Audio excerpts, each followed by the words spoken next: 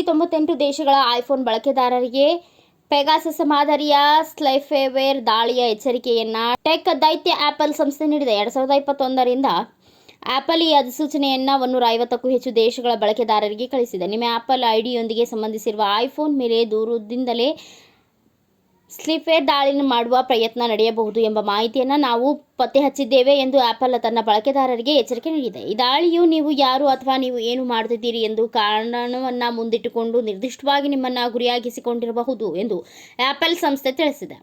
ಇಂತಹ ದಾಳಿಗಳು ಖಚಿತವಾಗಿ ನಡೆಯುತ್ತಿದೆ ಎಂದು ಹೇಳಲು ಸಾಧ್ಯವಿಲ್ಲವಾದರೂ ದಾಳಿ ನಡೆಯುವ ಸಾಧ್ಯತೆ ಬಗ್ಗೆ ನಾವು ಹೆಚ್ಚಿನ ವಿಶ್ವಾಸವನ್ನು ಹೊಂದಿದ್ದೇವೆ. ದಯವಿಟ್ಟು ಅದನ್ನು ಗಂಭೀರವಾಗಿ ತೆಗೆದುಕೊಳ್ಳಿ ಎಂದು ಕಂಪನಿಯು ಹೇಳಿದೆ. ಈ ದಾಳಿಯು ಮಿಲಿಯನ್ ಗಟ್ಟಲೆ ಡಾಲರ್ ಹೊರೆಯಾಗಬಹುದು. ಅತಿ ಕಡಿಮೆ ಸಂಖ್ಯೆಯ ಜನರ ವಿರುದ್ಧವಾಗಿ ಈ ದಾಳಿ ನಡೆಯುತ್ತಿರಬಹುದು, ಆದರೆ ಸ್ಪೈವೇರ್ ದಾಳಿ ನಡೆಯುತ್ತಿದೆ ಮತ್ತು ಇದು ಜಾಗತಿಕವಾಗಿ ನಡೆಯುತ್ತಿದೆ ಎಂದು ಆಪಲ್ ಸಂಸ್ಥೆ ಸ್ಪಷ್ಟಪಡಿಸಿದೆ.